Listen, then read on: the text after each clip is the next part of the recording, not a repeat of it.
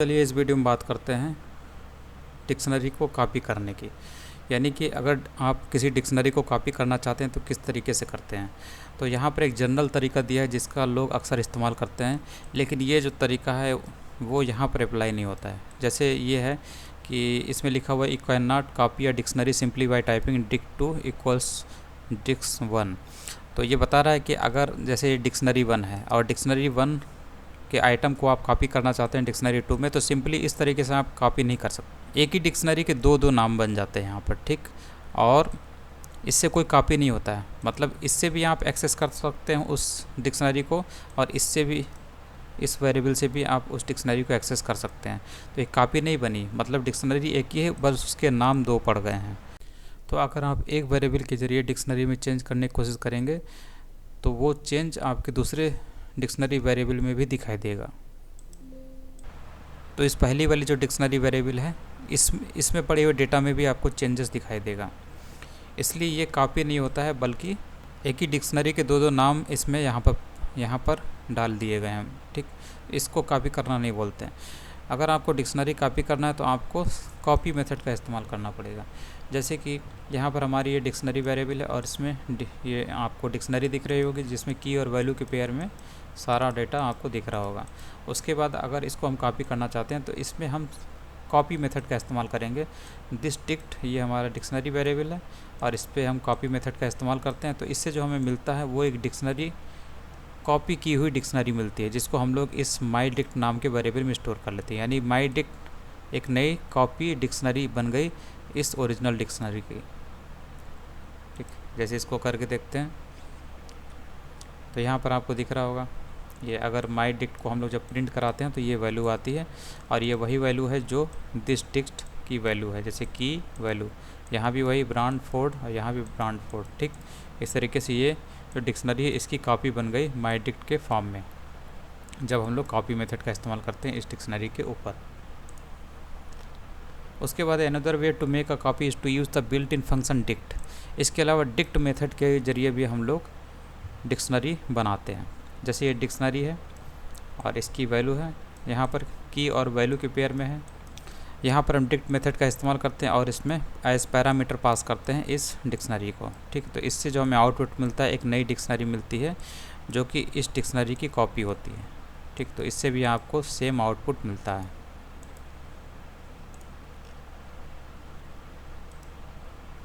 उसके बाद nested dictionaries. Nested dictionaries का मतलब होता है एक डिक्शनरी के अंदर दूसरी डिक्शनरी, ठीक। जैसे कि यहाँ पर ये डिक्शनरी है तो इसके अंदर आपको दिख रहा होगा यहाँ से लेकर ये एक सिंगल डिक्शनरी है, और इसके अंदर जो की और वैल्यू के पेयर में जो आपको दिख रहा है, तो वहाँ पर आपको ये जो पहला आइटम है ये की के रूप में है और इसकी जो वैल्यू है वो डिक्शनरी के रूप में आपको दिख रही है। उसी तरीके से दूसरा आइटम है और इसकी वैल्यू जो है वो डिक्शनरी के रूप में दिख रही है, क्योंकि ये जो डिक्शनरी के रूप में जो दिख रही है वैल्यू इसकी, इसमें देख रहे हैं आप की और वैल्यू के पेयर में आपको डेटा दिख रहा होगा, और तीसरा जो की है उसकी भी जो वैल्यू है वो डिक्शनरी के रूप में आपको दिख रही है। तो इस तरीके से इसी को हम नेस्टेड डिक्शनरी बोलते हैं, यानी कि एक डिक्शनरी के अंदर बहुत सारी डिक्शनरी। और इन्हीं तीनों डिक्शनरी को अगर आप एक सिंगल डिक्शनरी में बनाना चाहते हैं तो किस तरीके से बना सकते हैं। तो ये जो डिक्शनरी 1 है ये डिक्शनरी वेरिएबल है, ठीक। ये डिक्शनरी है, ठीक, जिसकी वैल्यू ये है, और दूसरी डिक्शनरी ये है जिसकी वैल्यू ये है, और तीसरी ये है।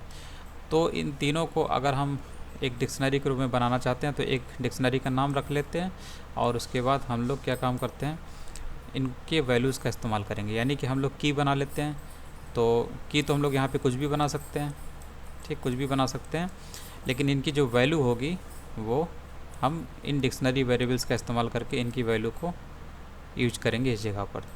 तो इसको हम लोग यहाँ पर इस्तेमाल कर रहे हैं, ठीक।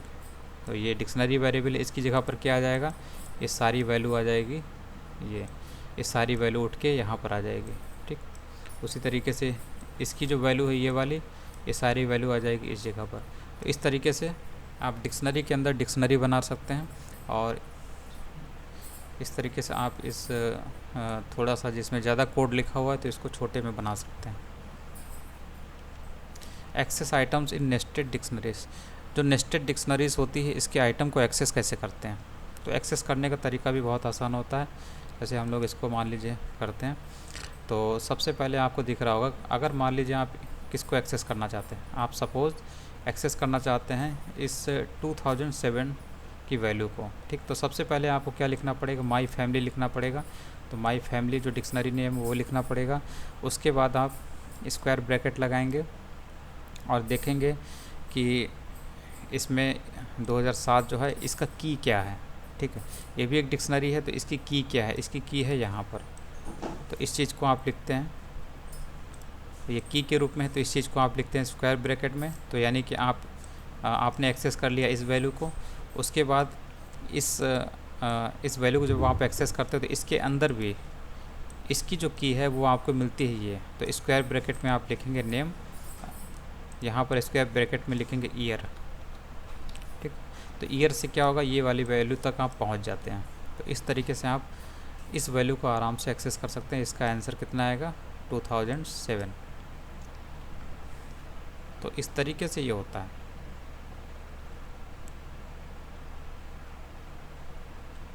अब सपोज यहाँ पर अगर हम एक और डिक्शनरी बना लेते हैं, जैसे कि मान लीजिए हम लोग ऐसे करके बना लेते हैं, ठीक है। और यहाँ पे लिख देते हैं डे और ये लिख देते हैं, तो ये एक डिक्शनरी हो गई। तो ये जो ईयर है ये की है, और ये की जो वैल्यू है वो भी डिक्शनरी के फॉर्म में। अगर आप इसको एक्सेस करना चाहते हैं, यानी कि आप एक्सेस करना चाहते हैं इस मंडे को, तो आपको यहाँ पर क्या लिखना पड़ेगा, आप यहाँ तक पहुँच गए थे ईयर तक, उसके बाद आपको इसे एक्सेस करना पड़ेगा। तो इसके लिए ये की का आप इस्तेमाल करेंगे डे। तो एक और स्क्वायर ब्रैकेट आपने लगाया और यहाँ पर आप लिखते हैं डे। तो इससे क्या होगा, इतने से आप एक्सेस कर पाते हैं इस मंडे की वैल्यू को। तो आप देखेंगे यहाँ पर आपको मंडे वैल्यू दिखाई देगी।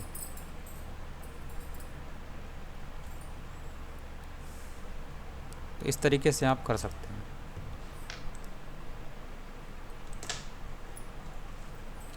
पाइथन डिक्शनरी मेथड्स, तो पाइथन डिक्शनरी मेथड्स में ये सब मेथड हम लोग पहले ही पढ़ चुके हैं। यहाँ पर ये सब पढ़ा हुआ है, केवल एक शायद ये नहीं पढ़ा है, इसको देख लेते हैं।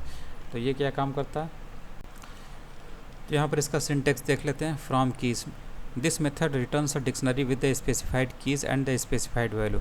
तो यहाँ पर कीज़ और वैल्यू होती हैं, इनका इस्तेमाल करके ये जो मेथड है डिक्शनरी तैयार करता है, डिक्शनरी बनाता है। तो ये दोनों, ये जो कीज़ होती हैं रिक्वायर्ड होती हैं, आपको लिखना ही पड़ता है, और वैल्यू जो होती है ऑप्शनल होती हैं।